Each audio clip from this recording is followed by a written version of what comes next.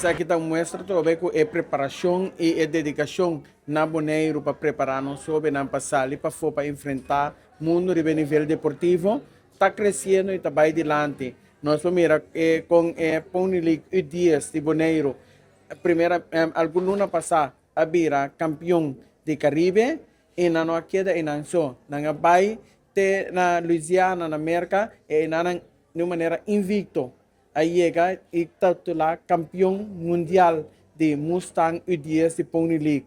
Essa aqui está dando um prazer para sombrear mais nossa mira, com o qual nós está invertido no soube não somente invertido em cancha, invertido em bloque, cruzamento, pelo qual nós está invertido como coach, no qual nós está invertido como líder de emocional aqui, está reflejado de caráter que está iba na vitória. Não está claro ainda. Não está claro ainda. De oube aqui, que está seguindo também, mesmo se manco está bem aqui, para um gadem U9, que também está título mundial que nós como Boneiro também tem chance de ganhar.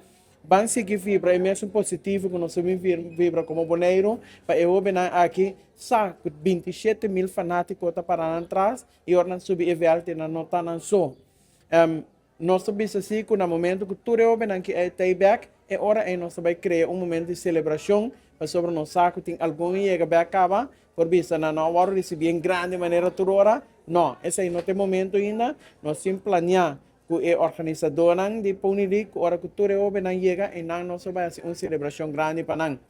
Pero nós vamos ir também tem esse man aqui chega Boneiro Beck Ricardo Moreno, que está jovem, young, que está dentro do deporte de boxeo, que através de demonstrar a grandeza de Boneiro. Boneiro português é chiquito, pero Boneiro está sacando campeão grande. De 5 biá que jovem aqui da sala vai defender a bandeira de Boneiro dentro do deporte aqui, e de 5 biá está regressar back como ganador. Lá que nós vamos apreciar tipo de jovem aqui. Lá que nós vamos dar o tipo de jovem aqui é sustento moral e caminha com o comerciante antes de entender, lá que nós vamos dar sustento financeiro também com a mestre para não conseguir vai adiante. Ricardo é jovem com um sonho e está dedicando seu mês para vai adiante no deporte aqui, lá que nós vamos sustentar como Boneiro. Personalmente, me tomo nota também de tudo qual que eu vou publicar de imprensa over de FFB. Me tenho que dizer que personalmente nós não chega direto com a federação mesmo para tomar consideração sobre a federação autônoma que está trabalhando de regra que não tem na própria organização e também maneira nós podemos na Marana e na CONCACAF que está parte de FIFA também e bode e regra de regulação aqui cada quem que está de organização a quieta de organização mas é de uma consideração.